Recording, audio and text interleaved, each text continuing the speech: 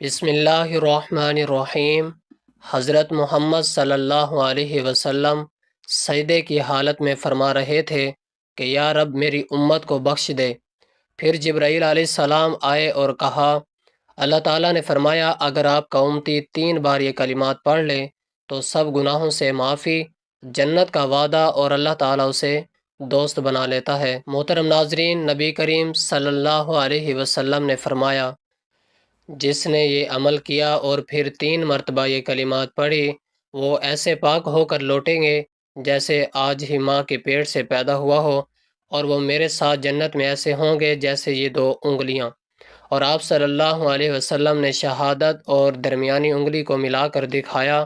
وہ عمل اور کلمات یہ ہیں۔ محترم ناظرین، حدیث بخاری کی ایک روایت میں ہے کہ ایک مرتبہ سرور کائنات صلی اللہ علیہ وسلم اپنے دونوں مبارک ہاتھوں کو دعا کے لیے بلند فرماتے ہیں، آنکھوں سے اشک رواں ہوتے ہیں، چہرہ نور سے دمک رہا ہے اور دل امت کی محبت میں بے قرار ہے۔ زبان مبارکہ سے بس ایک ہی پکار بلند ہوتی ہے، اے میرے رب میری امت کو بخش دے۔ یا رب میری امت گناہوں کا بوجھ نہیں اٹھا سکے گی، میری امت کو بخش دے۔ یہ الفاظ ادا ہوتے ہیں تو دل کی گہرائیوں سے رونے کی صدا نکلتی ہے، آنکھوں سے بہنے والے آنسو زمین پر گرتے ہیں اور زمین کے ذرے ذرے کو رحمت سے تر کر دیتے ہیں۔ عرش اعظم لرز اٹھتا ہے، فرشتے خاموشی سے یہ منظر دیکھتے رہتے ہیں اور رب کائنات اپنے محبوب کو سب سے بڑھ کر چاہتا ہے۔ جبرائیل علیہ السلام کو حکم دیتا ہے کہ جاؤ میرے محبوب کے پاس جاؤ اور پوچھو کہ وہ کیوں رو رہے ہیں۔ حالانکہ تمہارا رب تو سب کچھ جانتا ہے، لیکن پھر بھی محبت کا تقاضا یہ ہے کہ تم جا کر ان سے سوال کرو۔ جبرائیل امین علیہ السلام نور کے پر کھول کر زمین کی طرف اترتے ہیں اور وعدہ مصطفیٰ صلی اللہ علیہ وسلم میں پہنچ کر عرض گزار ہوتے ہیں، یا رسول اللہ صلی اللہ علیہ وسلم، اللہ تعالیٰ جو سب کچھ جاننے والا ہے اور جانتا ہے کہ آپ کیوں رو رہے ہیں، مگر وہ چاہتا ہے کہ آپ کو تو بتائیں۔ آپ کا رونا امت کے لیے ہے، آپ کی فریاد امت کے لیے ہے، آپ کا درد امت کے لیے ہے۔ آپ نے فرمایا کہ اے جبرائیل، میرے گناہ گار امتی جن کی نافرمانیوں کے باوجود میرے دل میں ان کی محبت معظم ہے، میں ان کے لیے رو رہا ہوں۔ مجھے ڈر ہے کہ وہ جہنم میں نہ چلے جائیں، میں ان کی بخشش چاہتا ہوں، ان کی نجات چاہتا ہوں۔ حضرت جبرائیل علیہ السلام واپس لوٹتے ہیں، بارگاہ الہی میں عرض کرتے ہیں کہ اے رب العالمین، تیرے محبوب اپنی امت کے لیے رو رہے ہیں، گناہوں کے لیے گڑ گڑا رہے ہیں۔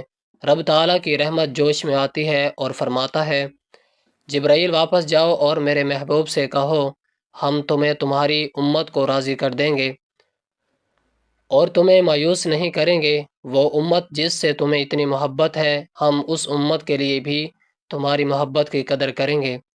جبرائیل علیہ السلام جب واپس آتے ہیں تو عرض کرتے ہیں، یا رسول اللہ صلی اللہ علیہ وسلم، اللہ تعالیٰ فرماتا ہے کہ وہ آپ کو راضی کرے گا، وہ آپ کو آپ کی امت کے بارے میں ہرگز مایوس نہیں کرے گا۔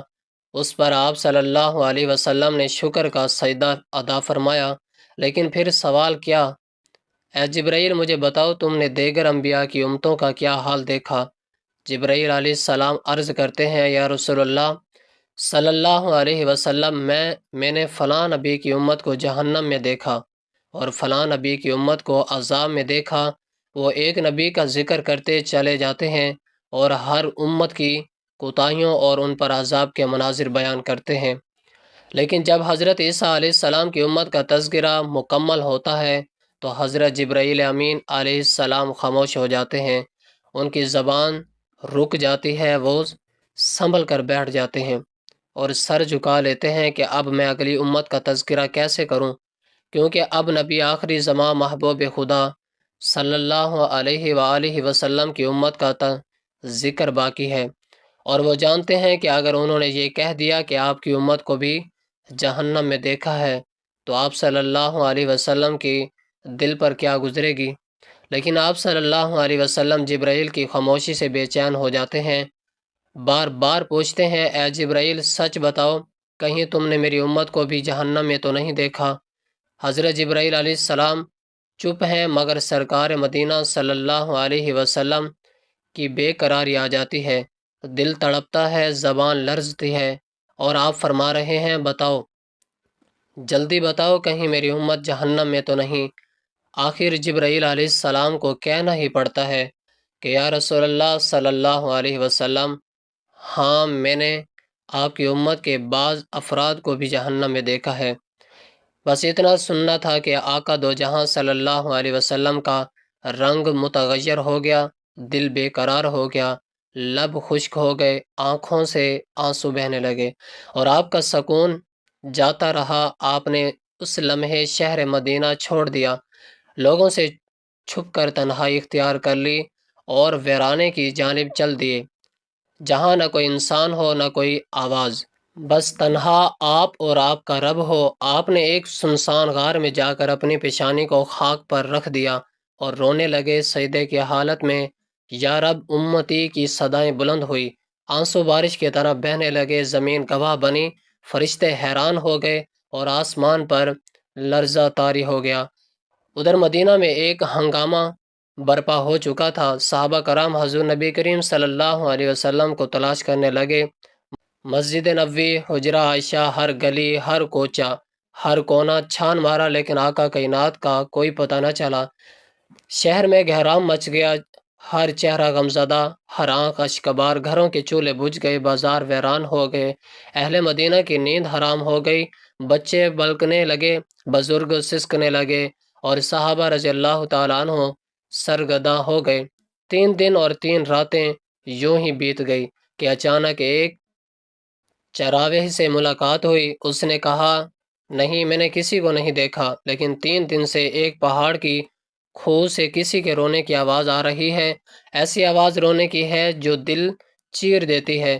میری بکریاں اس درد سے اتنی متاثر ہوئی کہ چراہٹ چھوڑ دی۔ اتنا سننا تھا کہ صحابہ کرام دوڑ پڑے، اس غار تک پہنچے، اور کیا دیکھتے ہیں کہ آقا دو جہاں صلی اللہ علیہ وسلم خاک پر پیشانی رکھے ہوئے سجدے میں ڈوبے ہوئے یا رب امتی صدائیں لگا رہے ہیں۔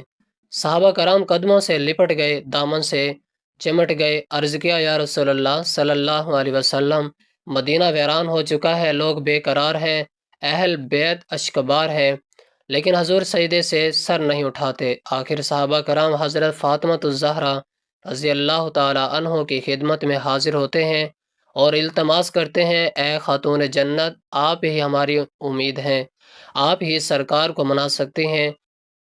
حضرت فاطمہ رضی اللہ تعالی عنہ فوراً روانہ ہوتی ہیں، چادر اوڑھ کر پہاڑ کی جانب بڑھتے ہیں، وہاں پہنچ کر عرض کرتے ہیں، ابا جان، مدینہ بے قرار ہے، حسین کرامین آپ کے جدائی میں تڑپ رہے ہیں، ہر دل غم زدہ ہے، ہر زبان پر آپ کا نام ہے، مگر حضور سجدے سے سر نہیں اٹھاتے۔ تب حضرت فاطمہ رضی اللہ تعالیٰ عنہ سجدے میں جا کر آپ کے تلوے سے آپ کی پیشانی مل کر عرض کرتی ہیں، ابا جان، اگر آپ نے سر نہ اٹھایا، فاطمہ قیامت تک سجدے سے سر نہ اٹھائے گی۔ یہ کہنا تھا کہ آقا کائنات صلی اللہ علیہ وسلم سجدے تھے، سر مبارک اٹھاتے ہیں، آنکھوں میں آنسو ہے، چہرہ اشکبار ہے، دل رنجیدہ ہے، اور زبان پر ایک ہی جملہ جاری ہے، اے فاطمہ، اگر تم ضد نہ کرتی، یہاں تک کہ رب کریم میری ساری امت کو بخش دیتا۔ نبی کریم صلی اللہ علیہ وسلم کے بہت سے فرامین ہیں جو جنت میں داخل ہونے کے سبب بنتے ہیں۔ نبی پاک صلی اللہ علیہ وسلم نے فرمایا، جو شخص اللہ اور آخرت کے دن پر ایمان رکھے اور نیک اعمال کرے اور جنت میں داخل ہوگا۔ نبی کریم صلی اللہ علیہ وسلم نے فرمایا، جس نے لا الہ الا اللہ محمد رسول اللہ کہا، وہ جنت میں داخل ہوگا۔ نبی اکرم صلی اللہ علیہ وسلم نے فرمایا، 5 نمازیں جمعہ سے جمعہ اور رمضان سے رمضان ان کے درمیان کیے گئے گناہوں کا معاف کر دیتے ہیں، بشرطیہ کبیرہ گناہوں سے بچا جائے۔ حضور اقدس صلی اللہ علیہ وسلم نے فرمایا، صدقہ انسان کو جنت میں لے جاتا ہے اور گناہوں کو مٹاتا ہے، جیسے پانی آگ کو بجھاتا ہے۔ حضور نبی کریم محترم صلی اللہ علیہ وآلہ وسلم نے فرمایا، جو شخص رمضان کے روزے ایمان کے ساتھ اور ثواب کی نیت سے رکھے گا، اس کے تمام پچھلے گناہ اللہ معاف کر دے گا۔ حضور اقدس صلی اللہ علیہ وسلم نے فرمایا، قرآن پڑھو، قرآن پڑھو، کیونکہ قرآن قیامت کے دن اپنے پڑھنے والے کے لیے شفاعت کرے گا۔ نبی کریم صلی اللہ علیہ وسلم نے فرمایا، سب سے زیادہ کامل ایمان والا وہ ہے جس کے اخلاق سب سے اچھے ہوں۔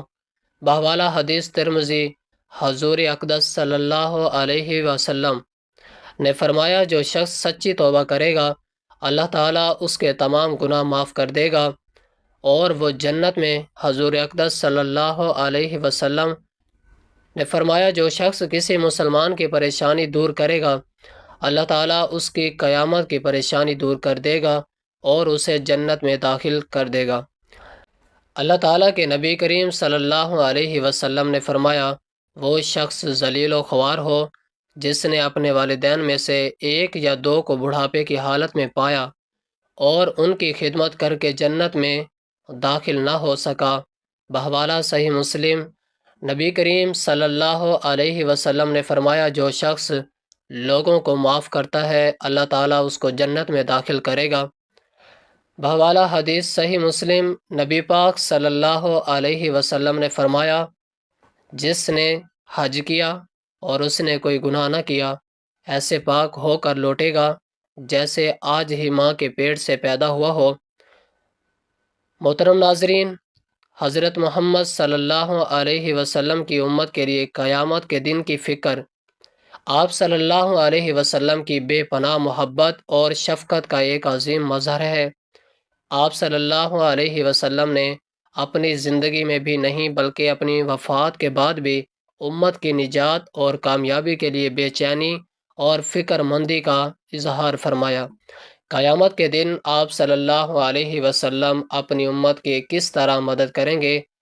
یعنی قیامت کے دن تمام لوگ حضرت آدم، موسیٰ، عیسیٰ وغیرہ کے پاس جائیں گے، لیکن وہ یہ کہہ کر معذرت کر دیں گے کہ وہ اس قابل نہیں۔ آخر میں سب حضرت محمد صلی اللہ علیہ وسلم کے پاس آئیں گے۔ آپ صلی اللہ علیہ وسلم کے سامنے سجدہ ریز ہو کر امت کی شفاعت کریں گے اور اللہ تعالیٰ آپ صلی اللہ علیہ وسلم کی شفاعت قبول فرمائے گا۔ میں قیامت کے دن سب سے پہلے شفاعت کروں گا اور میری شفاعت سب سے پہلے قبول کی جائے گی۔ آپ صلی اللہ علیہ وسلم نے فرمایا، میری شفاعت سے میری امت کے وہ بڑے گنہگار نجات پائیں گے جنہوں نے اللہ تعالیٰ کے ساتھ کسی کو شریک نہیں ٹھہرایا۔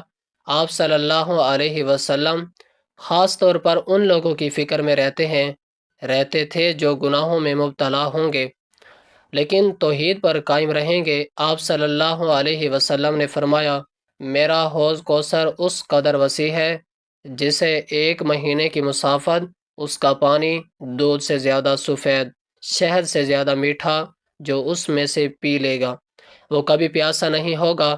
آپ صلی اللہ علیہ وسلم نے اپنی امت کو اس حوض سے سیراب کریں گے، لیکن بعض لوگ بدعمالیوں کی وجہ سے روک دیے جائیں گے، جس پر آپ صلی اللہ علیہ وسلم بہت افسردہ ہوں گے۔ آپ صلی اللہ علیہ وسلم نے فرمایا، قیامت کے دن دیکھوں گا کہ میری امت کے کچھ لوگوں کو فرشتے پکڑ کر جہنم کی طرف لے جا رہے ہوں گے، تو میں کہوں گا کہ اے رب، یہ میری امت ہے۔ اللہ تعالیٰ فرمائے گا، تم نہیں جانتے کہ انہوں نے تمہارے پاس کیا نئے نئے کام ایجاد کیے تھے۔ اس پر آپ صلی اللہ علیہ وسلم بہت زنجیدہ ہوں گے، لیکن پھر بھی ان کے لیے دعا کریں گے۔ آپ صلی اللہ علیہ وسلم نے فرمایا، قیامت کے دن میں ان کمزور مومنین کی وجہ سے فخر کروں گا جو دنیا میں حقیر سمجھے جاتے تھے، اور آپ صلی اللہ علیہ وسلم کی خاص توجہ ان لوگوں پر ہوگی جو دنیا میں غریب، بیمار یا کمزور تھے لیکن ایمان پر قائم رہے۔ قرآن میں اللہ تعالیٰ نے فرمایا، شاید آپ اپنی جان ہی حالات پر ڈالیں گے اس غم میں کہ یہ لوگ ایمان نہیں لاتے۔ آپ صلی اللہ علیہ وسلم دنیا میں ہی امت کے عذاب اور آخرت کے خوف سے روتے تھے، اور قیامت کے دن بھی آپ صلی اللہ علیہ وسلم کی یہی فکر ہوگی۔ کیا ہم آپ صلی اللہ علیہ وسلم کی فکر کے قابل ہیں؟ آپ صلی اللہ علیہ وسلم قیامت کے دن کی فکر کا تقاضا ہے کہ ہم توحید پر قائم رہیں، کسی کو اللہ کا شریک نہ ٹھہرائیں، سنت پر عمل کریں اور بدعات سے بچیں، گناہوں سے توبہ کریں، خاص طور پر کبیرہ گناہوں سے کمزوروں اور مظلوموں کی مدد کریں، کیونکہ آپ صلی اللہ علیہ وسلم انہیں قیامت میں اپنی شفاعت کا خاص مستحق بنائیں گے۔ اللہ تعالی ہمیں قیامت کے دن حضرت محمد صلی اللہ علیہ وسلم کی شفاعت کا حقدار بنائے، آمین۔ حضرت محمد صلی اللہ علیہ وسلم سجدے کی حالت میں فرما رہے تھے کہ یا رب میری امت کو بخش دے۔ پھر جبرائیل علیہ السلام آئے اور کہا، اللہ تعالیٰ نے فرمایا اگر آپ کا امتی 3 بار یہ کلمات پڑھ لے تو سب گناہوں سے معافی، جنت کا وعدہ اور اللہ تعالیٰ اسے دوست بنا لیتا ہے۔ محترم ناظرین، نبی کریم صلی اللہ علیہ وسلم نے فرمایا جس نے یہ عمل کیا اور پھر 3 مرتبہ یہ کلمات پڑھے وہ ایسے پاک ہو کر لوٹیں گے جیسے آج ہی ماں کے پیٹ سے پیدا ہوا ہو، اور وہ میرے ساتھ جنت میں ایسے ہوں گے جیسے یہ 2 انگلیاں، اور آپ صلی اللہ علیہ وسلم نے شہادت اور درمیانی انگلی کو ملا کر دکھایا۔ وہ عمل اور کلمات یہ ہیں۔ نبی کریم صلی اللہ علیہ وسلم نے فرمایا جو شخص 3 مرتبہ سچے دل سے یہ دعا کرتا ہے، اللہم انی اسألک الجنت واعوذ بک من النار، ترجمہ، اے اللہ میں تجھ سے جنت کا سوال کرتا ہوں اور جہنم سے تیری پناہ مانگتا ہوں۔ فرمایا یہ وہ جنت میں داخل ہوگا۔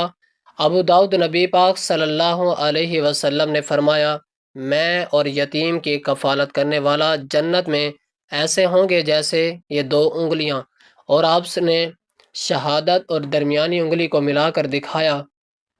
حضرت ابو ہریرہ رضی اللہ تعالی عنہ سے روایت ہے کہ حضور نبی اکرم صلی اللہ علیہ وسلم نے فرمایا اللہ تعالیٰ فرماتا ہے کہ میرا بندہ میرے متعلق جیسا گمان رکھتا ہے میں اس کے ساتھ ویسا ہی معاملہ کرتا ہوں۔ جب وہ میرا ذکر کرتا تو میں اس کے ساتھ ہوتا ہوں، اگر وہ اپنے دل میں میرا ذکر خفی کرے تو میں بھی اپنے شان خفیہ اس کا ذکر کرتا ہوں، اور اس کی جماعت سے بہتر جماعت میں اس کا ذکر کرتا ہوں۔ اگر ایک پالش میرے نزدیک آئے تو میں ایک بازو کے برابر اس کے نزدیک ہو جاتا ہوں، اگر وہ ایک بازو کے برابر میرے نزدیک آ جائے تو میں 2 بازو کے برابر اس کے نزدیک ہو جاتا ہوں، اور اگر وہ میری طرف چل کر آئے تو میں اس کی طرف دوڑ کر آتا ہوں۔ حضرت ابو درداء رضی اللہ تعالی عنہ سے روایت ہے کہ حضور نبی کریم صلی اللہ علیہ وسلم نے فرمایا کیا میں تمہیں تمہارے اعمال میں سے سب سے اچھا عمل نہ بتاؤں جو تمہارے مالک کے ہاں بہتر اور پاکیزہ ہے، تمہارے درجات میں سب سے بلند ہے، تمہارے سونے اور چاندی کی خیرات سے بھی افضل ہے، اور تمہارے دشمن کا سامنا کرنے یعنی جہاد سے بھی بہتر ہے۔ در انحالکہ تم انہیں قتل کرو اور وہ تمہیں۔ صحابہ کرام رضی اللہ تعالی عنہ نے عرض کیا کیوں نہیں؟ آپ صلی اللہ علیہ وسلم نے فرمایا جو وہ عمل اللہ تبارک و تعالی کا ذکر ہے۔ حضرت معاذ رضی اللہ تعالی عنہ سے روایت ہے ایک آدمی نے حضور نبی اکرم صلی اللہ علیہ وسلم سے پوچھا کون سا مجاہد کا ثواب زیادہ ہے؟ آپ صلی اللہ علیہ وسلم نے فرمایا ان میں سے جو اللہ تبارک و تعالی کا ذکر زیادہ کرتا ہے۔ اس نے دوبارہ عرض کیا روزے داروں میں سے اس کا ثواب زیادہ ہے؟ آپ صلی اللہ علیہ وسلم نے فرمایا جو اللہ تبارک و تعالی کا ذکر زیادہ کرتا ہے۔ پھر اس نے ہمارے لیے نماز، زکوٰۃ، حج اور صدقے کا ذکر کیا۔ حضور نبی اکرم صلی اللہ علیہ وسلم نے فرمایا ہر بار فرماتے رہے جو ان میں سے اللہ تبارک و تعالیٰ کا ذکر زیادہ کرتا ہے۔ حضرت ابوبکر رضی اللہ تعالی عنہ نے حضرت عمر رضی اللہ تعالی عنہ سے کہا اے ابو حفص اللہ تعالیٰ کا ذکر کرنے والے تمام نیکیاں لے گئے۔ رسول اللہ صلی اللہ علیہ وسلم نے فرمایا بالکل درست ہے، ذکر اللہ کی اہمیت، اللہ تعالیٰ ساری کائنات کا خالق و مالک ہے، دن رات اللہ پاک نے بنائے، یہ کائنات اللہ پاک نے بنائی ہے، اللہ پاک کے حکم سے یہ کائنات وجود میں آئی، اور اللہ رب العزت جب چاہیں گے یہ کائنات فنا ہو جائے گی، اللہ رب العزت کے سوا کوئی بھی نہیں رہے گا۔ اس دن اللہ پاک اپنی قدرت کا، اپنی شان کا اظہار کریں گے اور فرمائیں گے آج کس کی حکومت ہے، لمن الملک اليوم، آج جس کی حکومت ہے۔ جب کوئی جواب دینے والا نہیں ہوگا، اللہ رب العزت خود ہی جواب دیں گے، للہ الواحد القہار، آج وہ واحد اللہ شریک ہے جس کی صفات میں کوئی شریک نہیں، اس کی حکومت ہے۔ اللہ تعالیٰ کا نام کائنات کی روح ہے، اللہ کے نام کی بڑی عظمت ہے۔ جب تک ایک اللہ کا بندہ بھی ایسا رہے گا جو صرف اللہ کا نام لے گا، اللہ پاک اپنے نام کی برکت سے اس دنیا کے نظام کو چلائے گا، اور جب وہ اللہ کہنے والا واحد بندہ بھی دنیا سے رخصت ہو جائے گا تو پھر اللہ پاک اس دنیا کے نظام کو لپیٹ لیں گے۔ اب میرا نام لینے والا کوئی نہیں رہا، اب یہ دنیا بے مقصد ہو چکی ہے، بے فائدہ ہو چکی ہے۔ جو اللہ کے نام کی بڑی قیمت ہے، بڑا وزن ہے، اس لیے اللہ بڑے ہیں، اللہ کا نام ہی بڑا ہے، تو اللہ کا نام عظمت سے لینا چاہیے۔ اللہ پاک فرماتے ہیں عظمت، کبریائی اللہ کی چادر، اللہ کا تہبند ہے، کبریائی اللہ کے ساتھ خوبصورت لگتی ہے، یہ اللہ کا وصف ہے، اللہ کی صفت ہے۔ اللہ تعالی ہم تمام مسلمان بہن بھائیوں پر ان تمام احادیث مبارکہ پر عمل کرنے والا بنائے، آمین یا رب العالمین۔ جزاک اللہ۔